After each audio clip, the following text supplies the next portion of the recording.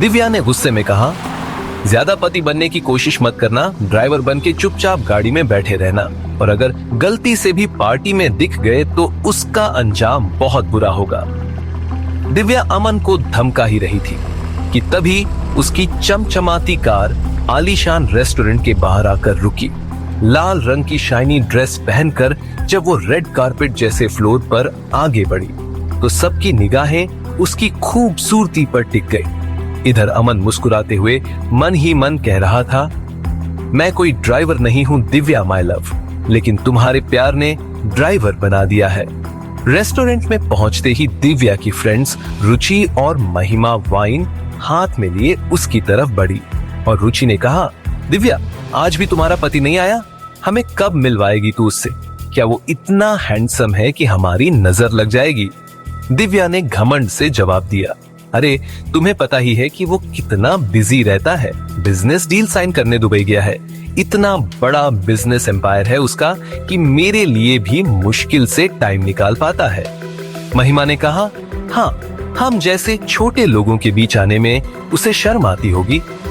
दिव्या कुछ और बोल पाती कि तभी उसने देखा कि सामने से अमन आ रहा था। आते ही एक जिम्मेदार आदमी की तरह वो दिव्या से बोला, मैडम आपका पर्स कार में रह गया था।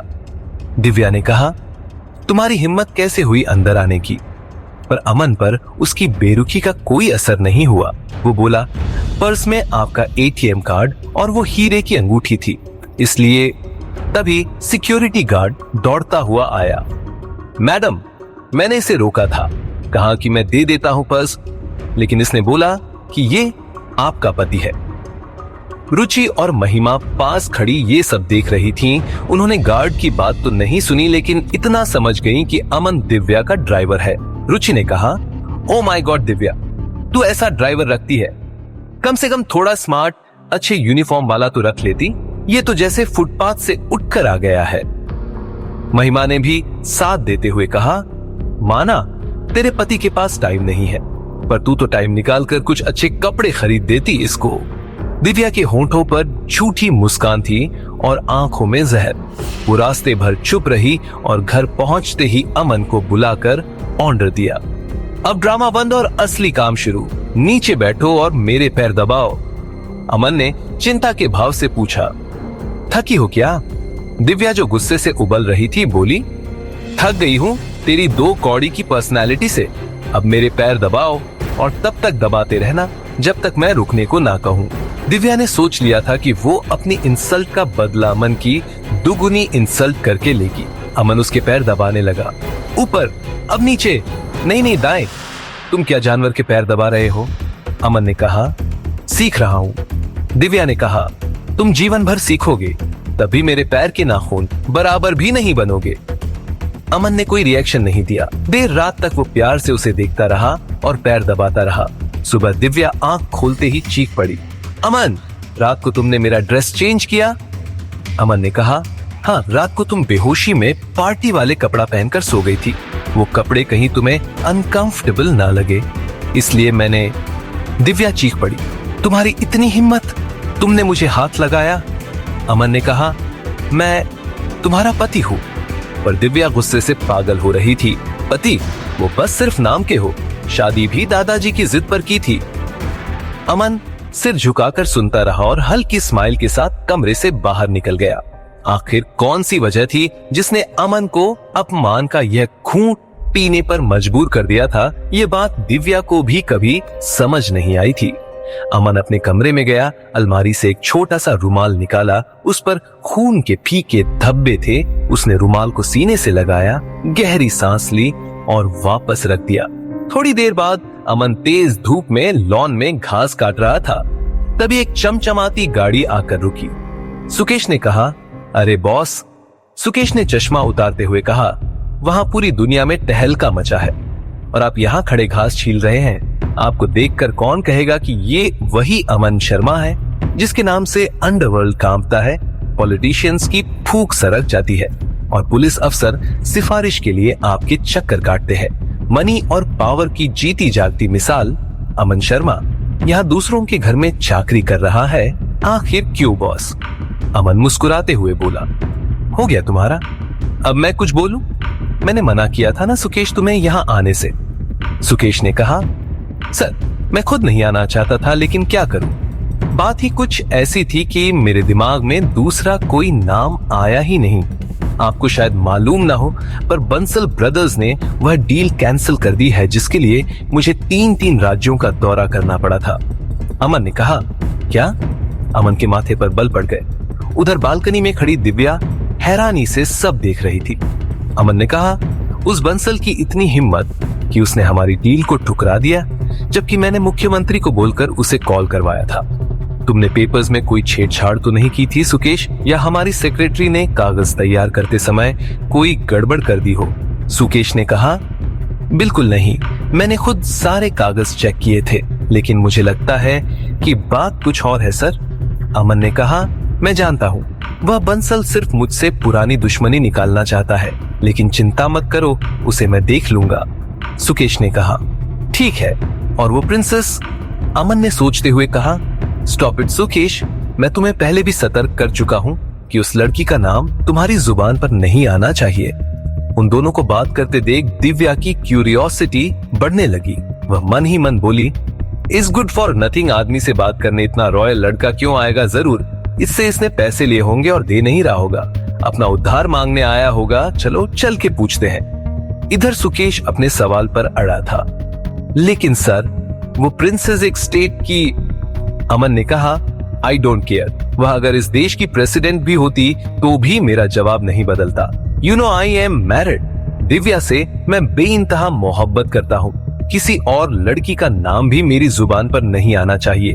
अब चलो फौरन निकलो यहाँ से, अगर किसी को शक हो गया तो मेरे सारे प्लान पर पानी फिर जाएगा। अमन ने यह कहकर सुकेश को उल्टे पांव वापस भेज दिया।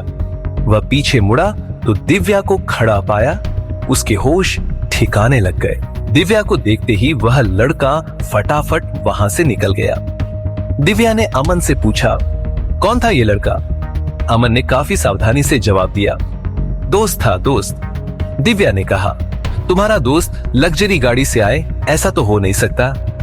अमन ने कहा, अरे वो स्कूल का दोस्त था, वो बहुत आगे निकल गया बिजनेस में, पैसे का बिल्कुल घमंड नहीं है उसे। अमन का जवाब सुनकर दिव्या फिर पूछ पड़ी, हमारे खिलाफ कोई साजिश तो नहीं कर रहे हो? नेस के साथ मिलके तुम कितना भी बुरा सोचोगे दादाजी, तुम्हें अच्छा ही कहेंगे।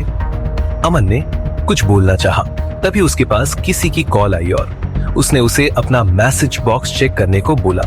दिव्या उसे बिजी देखकर वहां से जाते हुए बोली, साफ सफाई का खास ध्यान रखना, तुम भले गंदगी से रहो लेकिन लॉन हमारा साफ सुंदर रहना चाहिए। दिव्या के जाते ही अमन ने मैसेज बॉक्स पर वह वीडियो देखा। उसे देखते ही उसके होश उड़ गए। उस वीडियो में मुंबई के एक 7 सितारा होटल का मालिक लोकेश अपने मैनेजर से बोल रहा था, दिव्या को मैं किसी भी हाल में हासिल करके रहूंगा, उसे मैं बचपन से जानता हूँ, मेरा पहला इश्क है वो। मैनेजर ने कहा, सर आपने जैसा कहा था, दिव्या कोठारी के साथ हमने अपना कॉन्ट्रैक्ट खत्म कर दिया है। लोकेश बोला, शाबाश, अब आएगा मजा।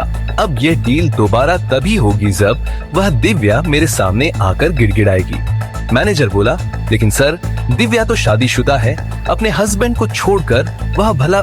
लोकेश बोला, बस उसका पति तो बिल्कुल नल्ला आदमी है, उसे किसी ने देखा तक नहीं है आज तक। वो खुद दिव्या के टुकड़ों पर पलने वाला पालतू कुत्ता है। उसके अंदर इतनी हिम्मत कहाँ जो लोकेश सेठी का मुकाबला कर सके। लोकेश ने इतना कहकर शराब का एक घूंट पिया, फिर बोला, दिव्या अगर मेरे बिस्तर पर नहीं आएगी तो मैं उसे घुटनों पर लाकर छोड़ूंगा। इतना सुनने के बाद अमन का खून खौल गया। कुछ देर बाद दिव्या बेचैन होकर कमरे से निकली और अपनी कंपनी में मैनेजर को कॉल पर बोल रही थी, ये कैसे हो गया? लोकेश हमारी कंपनी से कॉन्ट्रैक्ट खत्म करने वाला है, तुम डायरेक्ट उसके पास जाओ। मैनेजर ने कहा, ठीक है मैम। दिव्या ने कहा, सुनो रुको, मैं भी आती हूँ वहां। इतना कहने के बाद दिव्या अमन को ढूंढने लगी। कहाँ गया ये आदमी? खुद तो कोई काम है नहीं, हमारा काम भी खराब करेगा। दिव्या ने इतना कहा ही था कि उसके फोन पर उसके मैनेजर का मैसेज आया। मैनेजर ने लिखा, काम अर्जेंट है तो मैं कैब बुक करके निकल जाऊंगा, आप अभी मत आइए, वहां पहुंचकर अपडेट देता हूँ। दिव्या ओके लिखकर डील के बारे में सोचने लगी। वो इस बात से अनजान थी कि जिस अमन को ढूंढ रही थी वो लोकेश की धज्जियां उड़ा रहा था। अमन लोकेश के ऑफिस में उसी के केबिन में उसका गिरेबान पकड़े खड़ा था। लड़कियों को अपने बिस्तर पर सुलाने का बहुत शौक है ना, रुक जा, अब मैं तुझे मौत की नींद सुला दूंगा, दिखा अपनी मर्दानगी अब। ये देखते ही लोकेश के पसीने छूटने लगे। वह घबराते हुए बोला, अरे कौन हो तुम और ऐसे अंदर कैसे घुसे चले आए? मेरा कॉलर छोड़ो, जानते भी हो कौन हूं मैं। अमन ने उसका कॉलर छोड़ने के बजाय उसकी गर्दन पर अपनी पकड़ को और मजबूत कर लिया और दांत पीसते हुए बोला, बहुत अच्छी तरह से जानता हूं कि तुम एक नंबर के नीच और गिरे हुए इंसान हो। कोठारी के साथ डील करो या फिर मरने के लिए तैयार हो जाओ। सब लोग वहां खड़े खड़े तमाशा देखे जा रहे थे। तभी अचानक गोलियां चलने की आवाज हुई। 2 बॉडीगार्ड भागकर वहां पहुंच गए। उनमें से एक बॉडीगार्ड ने अमन के सिर पर पिस्तौल तान दी और बोला, बॉस को छोड़ दे वरना खोपड़ी खोलकर रख दूंगा। अमन के चेहरे पर जरा भी शिकन नहीं आई। उसने मुस्कुराते हुए जवाब दिया, तुझे क्या लगता है लोकेश, मैं मुंह उठाकर सीधा मौत के मुंह में चला आया? यहाँ आने से पहले ही मैंने तेरी फील्डिंग सजा दी है, बस तू देखता जा। इधर अमन ने यह बात कही, उधर लोकेश के मैनेजर मानव का फोन बजने लगा। मानव ने फोन निकाला और स्क्रीन पर नाम देखते ही उसके चेहरे पर तनाव आ गया। कुछ देर बाद मानव पलटा तो उसके चेहरे पर हवाइयां उड़ रही थीं और माथे से पसीना बह रहा था। लोकेश ने परेशान होते हुए पूछा, मानव क्या बात है? मानव किसी तोते की तरह बड़बड़ाने लगा, सर बैड न्यूज है, मिस्टर लूथर के साथ हम $1 बिलियन की जो डील साइन करने वाले थे वह कैंसिल हो गई और ऊपर से नुकसान की भरपाई करने के लिए भी बोल रहा है वो। लोकेश को मानो अपने कानों पर भरोसा ही नहीं हुआ। क्या ये क्या बक रहे हो तुम? तभी लोकेश का फोन बज उठा। डैडी का फोन इस समय।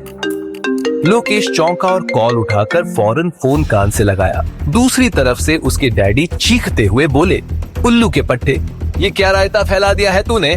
किस आदमी से पंगा ले लिया तूने? हमारी कंपनी के शेयर लगातार गिरते जा रहे हैं। एक के बाद एक 6 कॉन्ट्रैक्ट्स कैंसिल हो गए और इनकम टैक्स वाले पागलों की तरह मेरे पीछे पड़े हुए हैं। मैं सिंगापुर के लिए निकल रहा हूं अभी के अभी। तू भी फटाफट अंडरग्राउंड हो जा।